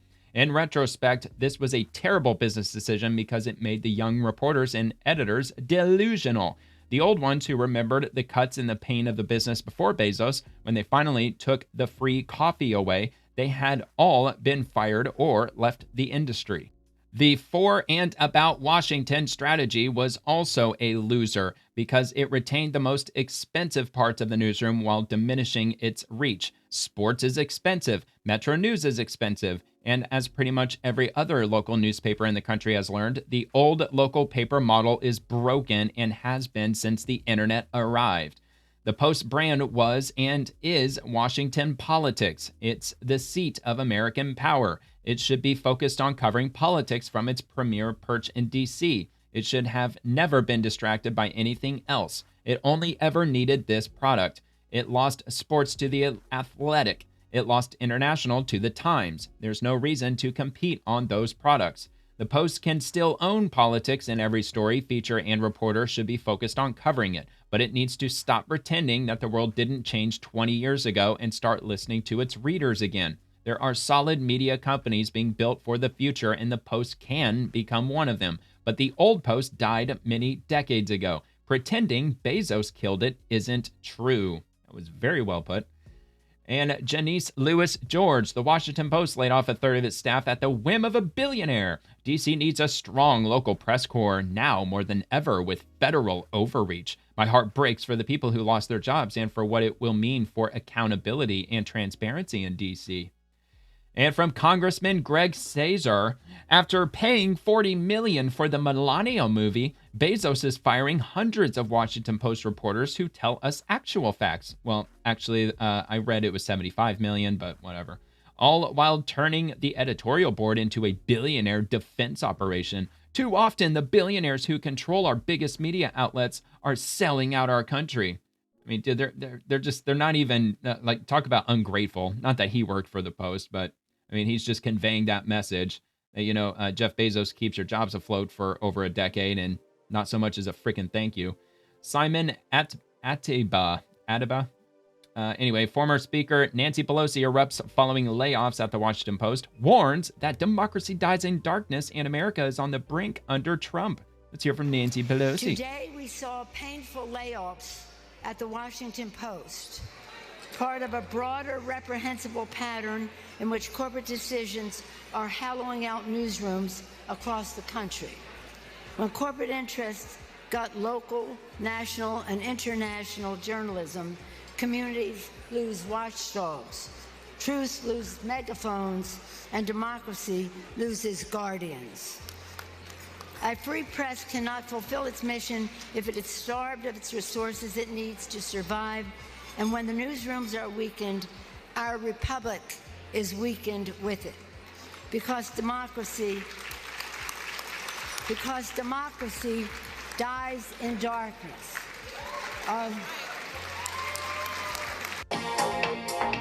Well, you know what? Another moron out of touch with reality, but she's all about socialism. Her net worth is $250 million. Why don't you give each person who was laid off, I don't know, $750,000? Why don't you give them a big giant paycheck to keep them afloat for a while? Or why don't you start your own news company, Nancy Pelosi? You could certainly afford it. Washington Post Guild. So this is the union that represents the employees at the Washington Post. It takes all of us to make the Washington Post. Every section works together to create this authoritative, entertaining, worldwide news report. So, Jeff Bezos, save the Post. Of It course, would the be hashtag. pretty impossible to do what I do without a team of colleagues around the world. My colleagues on national security, politics, and government need me and my team to make sense of U.S. involvement in a war that will define the future of NATO and the global order. Just last week, Ellen Francis, global Lizzie order. Johnson, and so many Now more it all makes sense. contributed to our coverage of President Trump's trip to Switzerland. In Washington, federal and local law enforcement are very intertwined, and so I depend on my colleagues on Metro. Their expertise is what makes our coverage faster, more authoritative, and more distinctive than the competition. I'm also one of the bylined contributors to the Post's 2022 Pulitzer Prize for Public Service for its work covering the January 6th attack on the U.S. Capitol and its aftermath. Of course you That are. coverage Your and cotton that candy award hair. would not have been possible without cross-desk collaboration between local reporters, And a lot of national propaganda. reporters, politics reporters, photographers, videographers, and many more. The past couple Yeah, but you conveniently left out all the CCTV footage that was released that showed Capitol police officers opening up the doors and funneling people into the building. They conveniently forgot to report on that, of though. years, we've reported on the Capital One Arena deals and RFK Stadium deals, which have had huge implications for the region. That simply would not have been possible without close collaboration with our sports desk, whose expertise and know-how really helped us cut through the noise and tell that story properly. We couldn't have brought Commanders fans so close to their team without sports and social working together, bringing them inside the most magical season the franchise had had in 30 years. And my reporting last year on the child amputees of Gaza would not have been possible without the support and the invaluable insight of our correspondents and our editors on the Foreign News Desk. I'm one of the only religion reporters in the country, and I couldn't do what I do without all the work of the National Breaking News team. And I just want to say that our coverage of the January 6th attack, the National Guard in DC, Ukraine, Israel, Palestine, Venezuela, even Trump in the World Cup wouldn't be possible without the support, knowledge, and expertise All that of our colleagues propaganda. in local foreign and sports, and that's why we need them to continue collaborating and working with us. I could not do my job making features and projects. Notice how at the young all very these people best are. Without the design team. I spent the Recent last college year grads. working on a Well, she ain't. project on extreme rainfall and flooding, and none of it would have been possible without my colleagues on the graphics and design teams. It's called Take weather, all of lady. these data findings, all of this reporting, and turn it into visualizations. Sometimes when it that rains, it people can pours. understand, and our work would not be possible without them. The highly involved and personalized text in our stories on Are You in the Middle Class and Are You Rich absolutely would not have been possible without the copy desk. Of course, socialism. Together, we hold the powerful to account and help people make sense of the decisions being made here in our city. Our job is mainly collaborative, so everybody here at the Post is needed to keep doing the best journalism you can find in the world. The critical work we do here at the Washington Post is only possible because we do it together. Well, I don't know. When was this posted? Did this age well or not age well? Yeah, this did not age well. This was a couple of days before the layoffs were announced. Okay, and let's head on to the next from I Am Union.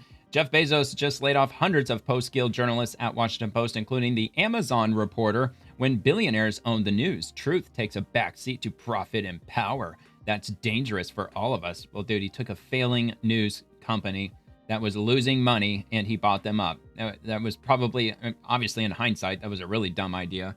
But he isn't axing the entire thing, although he certainly could if you really wanted to. So the Washington Post Guild, help us save the Washington Post. You can actually take action, and they are looking to hit a goal of 12,800 letters sent. So if you want, I won't be doing that, but if you'd like to, I will have this link below if you want to give them your support.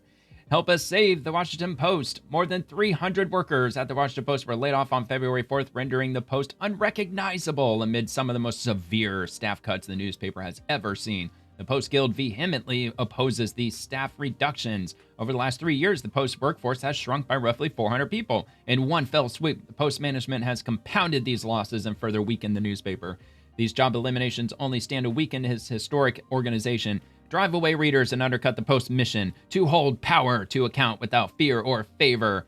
Unless you're a Democrat, of course, and provide critical insight into communities across the region, country, and world. Scores of Washington Post journalists have issued a public and private appeals to Post owner Jeff Bezos, pleading with him to #save the Post. But neither Bezos nor the members of Post leadership have responded to these calls. Now we need help from you, our readers. If you value the Post journalism and care about its future, we ask that you join us in a call to #save the Post. by sending the following note to Post owner Jeff Bezos, publisher Will Lewis, and executive director Matt Murray. Enough is enough. Without the staff of the Washington Post, there is no Washington Post. Thank you for your help and support. And from Kat Zakurzewski, I think that's how you say it, Kat Zakurzewski. The Washington Post laid off hundreds of incredible journalists, including many of my personal heroes, mentors, and friends. Please consider donating to help them through this challenging time. So now we're getting into the GoFundMe, which they have 2 listed in total, at least 2 that I came across. So this is the big one. They're trying to raise $600,000. Amazingly, they've already raised $500,000. I don't know exactly what they're going to do with it. I assume what they're going to do is evenly distribute it across every person who's laid off. Maybe they will make a mention of this. I would assume that they would. If I'm going to donate money, I would like to know exactly what it's going to. So it reads as follows. On Wednesday, February 4th, 2026, the Washington Post laid off hundreds of journalists. We are devastated and raising funds to help them. In the days ahead, we will need help in different ways: financial aid, job search, and other forms of assistance. So in other words, it sounds like all this money is going to get dumped into some nonprofit organization where maybe 10% of this is actually going to go to the people who need it. Whereas instead, they should do exactly what I said: evenly distribute the money to each individual. This GoFundMe is being overseen by Rachel Siegel and fellow members of the Washington Post Guild, and 100% of the funds raised here will be transferred to laid-off members by Venmo and Zelle to cover any needs in the coming weeks. Please share this far and wide. Okay, well, I'm not so sure if I 100% believe that 100% of the funds will be transferred, whether if that's evenly or otherwise. But what about this Washington Post Guild? Don't they have coffers? Haven't these people been giving union dues paycheck after paycheck, year after year? I mean, isn't that what the union is supposed to be doing? Like helping them with their transition or with their severance or whatever it is that they need. So anyway, this is just a cheap way to just grab more money from people who just want to just give money to anybody all willy-nilly. What has made the Post special for so long is the people at this company, how resourceful we are, how much we care for each other, and that will continue. And you know what? How much money are people making on average at the Washington Post? Why don't we have a look at that? So according to Google, as of early 2026, the average annual salary at the Washington Post is $132,683 on average. So for them to just suddenly not have any money, how am I going to survive? Look, I'm not going to have a bleeding heart for them if they're making that kind of money. I don't make anywhere near that amount of money personally. And look, okay, fine. They live in Washington, D.C., so it's a really high cost of living in Washington, D.C. So what is the average salary in Washington, D.C.? Are they making below or are they making above the average salary? According to Gusto, the average salary in Washington, D.C. is $76,908. So they're making significantly above the average salary in Washington, D.C. So for these people who have, many, if not most of them, have probably worked there for years, to have not saved up a substantial amount of money would be just psychotic to me. That you should, especially if you have a salary of that level, you should certainly have in a minimum 6 months worth of your savings, if not a year or even multiple years. All right, so reporter McCabe, please join me in supporting the laid-off Washington Post journalists as they struggle with the massive job losses at that storied paper. Here's the other GoFundMe. This one's for the international reporters, I believe. Hold on, let me back out a little bit. Okay, so yeah, here we go. Support for Washington Post international employees. They've raised $133,492 of $160K. And this is what it says here. Among the hundreds of journalists laid off by the Washington Post on February 4th, 2026 are dozens of international employees who were essential to our coverage of global events. These are correspondents and editors hired out of subsidiaries outside the U.S., as well as local employees, researchers, translators, office managers, and drivers in places from Cairo to Mexico City. So drivers, just people that chauffeured them around, do they not have Uber? Do they not have Lyft in these other places? These workers are not eligible for protection under the Washington Post Guild and are in many instances being laid off with less favorable terms, while also facing immense logistical challenges and, in certain cases, serious security risks. Please help us support this deeply courageous team of people. This GoFundMe is being overseen by Michelle Lee, Rebecca Tan, and other Washington Post reporters, and 100% of the funds will be distributed or dispersed to laid off international employees not covered by the Guild via Venmo, Zelle, Western Union, and bank transfers in the coming weeks. Funds will support staff facing sudden loss of housing, visas, and benefits. Donations will help cover rent, legal guidance, relocation to a new or safer country, storage for belongings left behind, and other urgent transition needs. So I'll have all that linked. You want to have a look at that as well. And this is from Ben Mullen, and I believe, okay, so he's the New York Times media reporter. I want to say that I read somewhere that he at some point worked for them. Oh yeah. So here, it's right here in the statement. A staggering statement from former Washington Post editor Marty Barron. Oh no. Well, I think that I read somewhere that Ben Mullen also worked for them at some time. I'm not sure. We've already gone through a lot, so I could possibly be wrong on that. This ranks among the darkest days in the history of one of the world's greatest news organizations. And you know what? I believe that I've already read this. I think we already went through this. Let's see. So the Post challenges, however, were made infinitely worse by ill-conceived decisions that came from the very top, from a gutless order to kill a president endorsement 11 days before the 2024 election. Yeah, so I already read this, so we can just move on to the next post that we've got here. Ashley Parker, we are witnessing a murder at the Washington Post. This massacre will be the enduring legacy of Jeff Bezos and Will Lewis and the leadership who stood by. Please read my love letter to the paper that felt like home and will always be my we. And this quote-unquote love letter is a very, very long one. It just goes on and on, so maybe I'll just read the first part of it. The audio version of it is 25 minutes long, for crying out loud. And let's see, it was featured on in the One Story to Read Today newsletter. So we're witnessing a murder. Jeff Bezos, the billionaire owner of the Washington Post, and Will Lewis, the publisher he appointed at the end of 2023, are embarking on the latest step of their plan to kill everything that makes the paper special. Not so much as an effing thank you. This, if it wasn't for Jeff Bezos, it probably would have already been shuttered, bankrupt, gone forever at this point.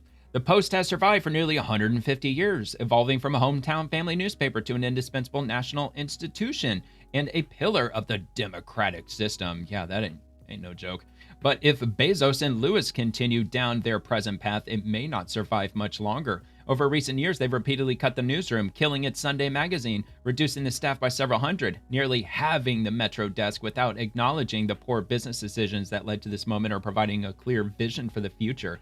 This morning, executive editor Matt Murray and HR chief Wayne Connell told the newsroom staff in an early morning virtual meeting that it was closing the sports department and books section, ending its signature podcast, and dramatically gutting the international and Metro departments, in addition to staggering cuts across all teams. Post leadership, which did not even have the courage to address their staff in person, then left everyone to wait for an email letting them know whether or not they had a job. Lewis, who has already earned the reputation for showing up late to work when he showed up at all, did not even join the Zoom. The Post may yet rise, but this will be their enduring legacy. What's happening to the Post is a public tragedy, but for me, it is also very personal. When my parents' basement recently flooded amid the waterlogged boxes of old photos and vinyl records, we found my younger sister's baby book. I'm like, dude, what the hell does this have to do with anything? They're on a page reserved for memories of the month she was born, about visits, adopting grandparents, blah, blah, blah. My dad filled the lines in our hometown, Washington Post. Acquired AIDS, Iran Gate, the Bork nomination to the U.S. Supreme Court. The NFL went on strike. Wall Street had the worst day since 1929. The U.S. was having a garbage crisis, running out of disposal sites, and so on and so forth. Look, dude, I'm sure that every single news outlet reported on the same freaking thing, which is to say the Washington Post feels like a part of my family's DNA, imprinted on our earliest memories. As a kid growing up in Bethesda. Okay, yeah, I really don't care. But anyway, I'll have that linked if you want to take a look at that. If you enjoyed the video, please like and subscribe to the channel. Check out The Swamp, Monday through Friday at 11 p.m. Eastern, with segments dropping on the daily. Thank you for watching, and have a nice day.